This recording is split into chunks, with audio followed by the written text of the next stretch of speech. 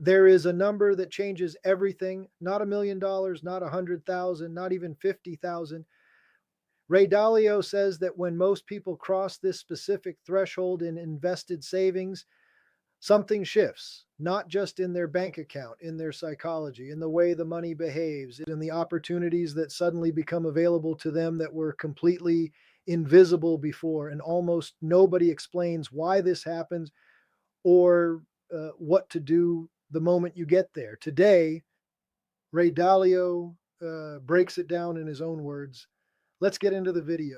I want to tell you something that nobody told me when I was starting out. There is a number, a specific, real, not at all arbitrary number that represents a genuine inflection point in anyone's financial life. Not the number where you become wealthy, not the number where you can retire, not the number where anyone around you would look at you and say, that person has money, $20,000. That is the number. And I want to explain to you precisely why it matters, because the reason it matters is not what most people assume. It is not about the size of the number itself. $20,000 is not a lot of money in the context of what most people spend in a year.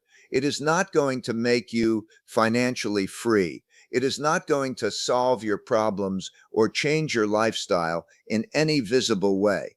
What it does is something far more important than any of those things. It changes the way money works for you. Let me explain what I mean by that, because this is the concept that most financial education completely skips over. And skipping it is why so many people spend their entire lives working hard, earning consistently, and still feeling like they are running in place financially. When you have very little invested, almost nothing is working for you while you sleep. You go to work, you earn, you spend, you save a little, you go back to work. The engine of your financial life is your labor, your time, the hours you trade for money every week. And that engine is powerful, but it is also finite. There are only so many hours, there is only so much energy. And when you stop working, the engine stops. That is not wealth, that is employment. And the distinction matters more than almost anything else in understanding how financial lives actually develop. Wealth is different from income. Wealth is what works for you when you are not working. Wealth is the money that generates more money, not because you did something today, but because of something you did in the past. Wealth compounds, income does not. And here is the thing about compounding that nobody makes viscerally clear until you actually experience it. It is invisible at first, completely, frustratingly invisible. If you invest $1,000 at 10% annually, at the end of the year, you have earned $100. That is barely a nice dinner. It does not feel like anything is happening. If you invest $5,000, you earn 500. Enough to notice, but still not enough to feel like the money is doing real work. But something starts to shift around $20,000. At 10% annually, $20,000 generates $2,000 in a year. $2,000 without you doing a single thing, without you showing up anywhere, without you trading a single hour of your life for it. $2,000 just appeared because of a decision you made earlier and a process you let run. That is the moment the machine turns on. That is when compounding stops being a concept you read about and starts being something you can actually feel. And once you feel it, once you understand in your body, not just your mind, that the money is genuinely working for you, everything about how you think about your finances changes. Why most people never reach the inflection point. I want to be honest with you about something uncomfortable because I think comfortable explanations are why most people stay stuck. The reason most people never reach $20,000 in invested savings is not income. It is not that they do not earn enough. Many of the people I have observed over my career who never built meaningful wealth were earning reasonable incomes. Some were earning very good incomes. The gap between what they earned and what they kept was not the problem. The problem was the spending. Not dramatic, irresponsible spending. Ordinary, normalized, socially reinforced spending. The car payment that felt reasonable. The apartment upgrade that felt deserved. The vacation that felt necessary. The restaurant meals that felt like a normal part of life. Each individual decision made complete sense in isolation. The cumulative effect of all of them together was that almost everything earned was consumed, leaving almost nothing to compound. I grew up in a middle-class household in Long Island. We were not wealthy, but the habit I developed early, the habit that I believe was more responsible for the financial outcomes of my life than any investment insight or market call, was the habit of treating savings as non-negotiable. Not the money that was left over after spending. The money that was removed before spending was possible. When I started Bridgewater from my apartment in 1975, I had almost nothing. The business was not generating meaningful income for years. I could have told myself that saving was impossible given my circumstances. Instead, I found ways to make it possible anyway, because I understood even then that the machine only starts working once you give it something to work with. The path to $20,000 is not complicated. It is not glamorous. It requires spending less than you earn by a meaningful margin consistently for long enough that the number accumulates. That is it. There is no shortcut. There is no clever trick. There is no investment strategy that compensates for the failure to actually accumulate the capital that compounding needs to work with. But once you are there, once you have crossed that threshold and you can feel the machine starting to generate real returns, the psychology shifts in a way that makes continuing far easier than starting. What actually changes at $20,000? The psychology nobody talks about. I want to talk about the psychological shift that happens at the $20,000 mark because I think it is actually more important than the mathematical one. And I have observed it across decades of watching people at different stages of their financial lives. Before the inflection point, money feels scarce even when it is not. The constant arithmetic of income versus expenses, the anxiety of not having enough buffer, the feeling that any unexpected event could destabilize everything. These create a psychological relationship with money that is defined by stress and defensiveness. You protect what you have because losing it would hurt. You avoid risk because you cannot afford to be wrong. You make decisions from a posture of scarcity, even when your actual income is adequate.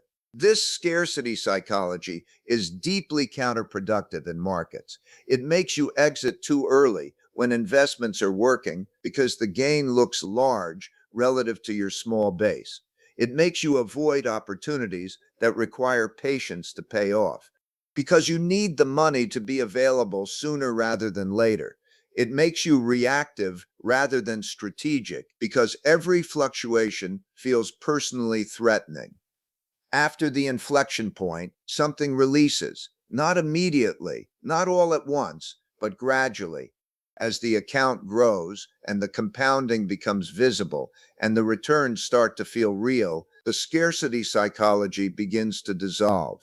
You start to understand experientially, not just intellectually, that the money is not all of your money. It is the foundation of a machine that will generate more money. And that understanding changes how you relate to market fluctuations, to short-term losses, to the patience that long-term investing requires. I watched this transformation in myself when I was young. The first time I looked at my investment account and understood that it had grown meaningfully without me doing anything, the first time the compounding was large enough to be visible, something settled. A low-level anxiety I had been carrying without fully recognizing it just released. Because I could see for the first time that the process was actually working, that the machine was actually turning. That psychological shift is worth more than the $2,000 of annual returns itself, because it is what allows you to make the long-term decisions that compound into serious wealth. And it is what separates the people who build financial security from the people who earn good incomes their entire lives and somehow never quite get there. What to do the moment you cross $20,000. And most people get this completely wrong. Here is where most people make the mistake that undermines everything they have built to reach the inflection point. They relax, not dramatically, not obviously, but subtly and consequentially. They have worked hard to accumulate $20,000. They feel the psychological shift I described. They feel like something has been accomplished. And in the subtle way that human psychology responds to the feeling of accomplishment, they ease off. The savings rate slips. The investment contributions become less automatic. The spending creeps back in. And the machine that was just starting to generate real momentum slows down. The $20,000 mark is not the destination. It is the beginning of the most important part of the journey, because everything I described about the power of compounding, the real power, the life-changing power, does not happen at $20,000. It happens at 50,000, at 100,000, at 250,000. The machine becomes genuinely transformative only when it has been running long enough and with enough fuel to reach critical mass. The correct response to crossing the $20,000 threshold is not to celebrate by relaxing the behaviors that got you there. It is to double down on them, to recognize that you have proven the system works and that the only variable left is time and consistency. Let me give you the mathematics that should make this viscerally clear. $20,000 invested at 10% annually becomes, after 10 years, approximately $52,000. After 20 years, approximately $135,000. After 30 years, approximately $349,000. After 40 years, approximately $905,000. You invested $20,000. You let compounding run for 40 years. You have nearly $1 million. Now consider what happens if, instead of stopping at 20,000, you continue adding even a modest amount, even $500 a month on top of the initial 20,000. After 40 years at 10%, you have over $3.5 million from $20,000 and $500 a month. The machine does not just maintain your initial investment, it multiplies it beyond what most people believe is possible for someone with an ordinary income. This is why the moment you cross the inflection point is the moment to accelerate, not the moment to pause. The fuel you add to the machine in the years immediately following the inflection point compounds for the longest time. Every dollar you invest at 25 compounds for longer than every dollar you invest at 35. The mathematics are unforgiving in their precision. The three decisions that determine whether 20,000 becomes 2 million. I have spent 50 years watching what separates the investors who cross the $20,000 inflection point and continue building genuine wealth from the investors who cross it and then stall. And it comes down to three decisions, not 50 decisions. Three. The first decision is whether you automate the next phase. The people who build wealth past the inflection point almost always have automated their investment contributions so thoroughly that the decision is removed from their hands. The money moves before they can spend it. The investment happens before the temptation to use the money for something else can take hold. They have engineered their financial life so that the right behavior happens automatically without requiring discipline in the moment. Discipline in the moment is the most unreliable mechanism for financial decisions that exist, because in the moment, there are always compelling reasons to make an exception. The car needs a repair. The vacation looks attractive. The new phone feels necessary. In the moment, every expenditure has a story that makes it feel reasonable. The only defense against the cumulative effect of all those reasonable in the moment stories is to remove yourself from the decision entirely. Automate it. Let the system do what the emotional version of you would undermine. The second decision is whether you protect the compounding from your own reactions to market volatility. This is where I have watched more wealth destroyed than by any other single cause. The investor builds to 20,000 or 50,000 or 100,000. The market has a significant correction, which it always eventually does, which it is supposed to do, which is the mechanism by which it ultimately delivers superior long-term returns. And the investor, seeing the number fall, feeling the loss as if it were permanent, exits, sells, moves to cash. And then the market recovers as it always eventually does, and the investor is no longer in it. They missed the recovery. Their compounding was interrupted at exactly the moment when the mathematics of compounding were working most powerfully in their favor, because the shares they sold at depressed prices during the panic would have recovered and then exceeded those levels. And instead of participating in that recovery, they watched it happen from the outside while their cash slowly lost purchasing power to inflation. The volatility of the market is not a bug. It is the mechanism that creates the long-term returns.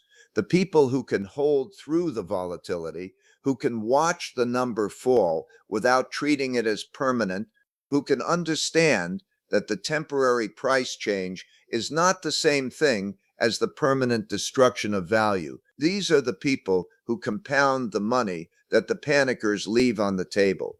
The third decision is whether you keep learning. The investor who reaches $20,000 and stops educating themselves about how money and markets and economies work eventually makes a decision based on ignorance that undoes a significant portion of what they have built. It might be a poorly understood investment product that sounded compelling. It might be a concentration risk they did not recognize as risk. It might be a tax error that cost them more than a year of returns. It might be a belief about the economy that caused them to exit the market at exactly the wrong time. The machine requires maintenance, not obsessive daily attention that is actually counterproductive, and I will address that in a moment, but the kind of ongoing education that keeps you from being surprised by the ways that ignorance can be expensive. Read, study, understand the economic forces that drive markets. Know enough about the instruments you own to make rational decisions about them when the environment is stressful and emotion is pushing you toward irrationality. The thing I wish I had understood earlier about small numbers, I want to tell you something that I think is one of the most important and least appreciated truths about building wealth from the beginning. The early years, the years when the numbers are small and the compounding is invisible and the effort feels disproportionate to the result, those years are not the unimportant ones. They are the most important ones, not because of what they produce financially. In absolute dollar terms, the first years of compounding produce almost nothing. A 10% return on $20,000 is $2,000. By any reasonable standard, that is modest. But those years produce something that cannot be purchased later at any price. They produce the habits, the psychology, the lived experience of having money work for you that makes all the subsequent decisions easier and better. The person who has spent 3 years building from zero to $20,000 has developed a relationship with delayed gratification, with consistent saving, with tolerating the invisibility of compounding in its early stages, that the person who came into $20,000 through inheritance or luck simply does not have. And that relationship, that psychological capability, is what determines what happens next. Whether the 20,000 becomes 200,000, whether the 200,000 becomes 2 million. I started with almost nothing. I earned my first stock market profits as a 12-year-old with caddy money. I built Bridgewater from a two-bedroom apartment with no capital. The years when the numbers were small were the years when I was building the most important asset I would ever have, which was not money, but the understanding of money, the feel for it, the respect for what it can do when treated correctly and what it cannot do when treated carelessly. That understanding, that relationship cannot be downloaded. It cannot be inherited. It can only be developed through the experience of doing the work when the rewards are small and distant and choosing to keep doing it anyway. I want to leave you with something practical, not a vague aspiration, a specific set of actions calibrated to where you are in this process. If you have not yet reached $20,000 in invested savings, that is the only target that matters right now, not the right investment strategy, not the optimal asset allocation, not the best brokerage account features. Those things matter, but they matter far less than reaching the inflection point as quickly as possible. Calculate the gap between what you earn and what you spend.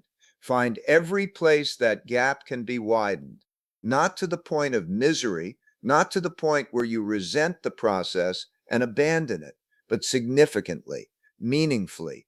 Create a gap that will get you to $20,000 within a specific and realistic time frame. Write that time frame down. Make the goal concrete rather than abstract. Set up automatic investment contributions that move money before you have a chance to spend it. Remove the decision from your hands. Choose low-cost index funds that give you broad market exposure without requiring you to make individual stock selections that most non-professional investors are not equipped to make well. The simplest, most boring investment approach you can sustain consistently for decades will outperform the most sophisticated approach you abandoned during the first difficult period.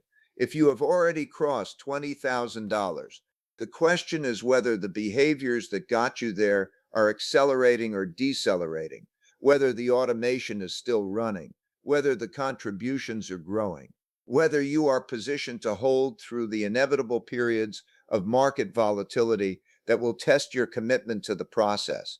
And regardless of where you are financially, invest in understanding, not financial news, which is mostly noise calibrated to create anxiety and generate clicks rather than to help you make better decisions. Real education, the history of markets and economies, the mechanics of compounding and debt cycles and currency dynamics, the behavioral patterns that cause investors to underperform the very investments they hold. Understanding these things is not just intellectually interesting, it is financially valuable in ways that compound alongside the money. The biggest mistake most people make is to not think about the importance of being balanced and diversified. And the reason they don't think about it is because they think they know something that they don't know. $20,000 is not the destination. It is the proof of concept. It is the moment the machine first shows you what it can do, gives you a glimpse of what is possible if you stay consistent long enough to let the compounding reach its full expression. Most people see that glimpse and then let life interrupt the process. The upgrade that seemed reasonable, the expense that felt necessary, the market downturn that felt too scary to hold through, and the machine slows down or stops, and the extraordinary outcome that was available to them stays just out of reach. The people who build real wealth do not do dramatically different things from the people who do not. They earn similar amounts in many cases. They live in similar places. They have similar obligations and similar temptations. What they do differently is refuse to interrupt the process. They let the machine run. They keep feeding it. They hold through the scary parts. They do not mistake the volatility for the destination. And then, 30 or 40 years later, they have something that most of the people around them, people who earn similar incomes and live similar lives, do not have. They have the machine working for them at full power, generating returns that dwarf anything they could earn by working, creating options that did not exist before, building security that cannot be threatened by a single job loss or a single bad year or a single unexpected expense. That is what $20,000 is the beginning of, if you treat it correctly. The question is not whether you can get there. Almost anyone who earns a reasonable income and is honest about their spending can get there within a few years. The question is whether you will treat it as the beginning or the destination. Everything depends on your answer to that question. Everything. $20,000, that is the inflection point. The moment the machine turns on and money starts genuinely working for you in a way you can actually feel. The people who get there and keep going build wealth that most people only ever watch from the outside. The people who get there and relax stay exactly where they are. Have you experienced this in your own investments? Comment below if you agree or disagree. And as always, have a great day, and I will see you in the next one.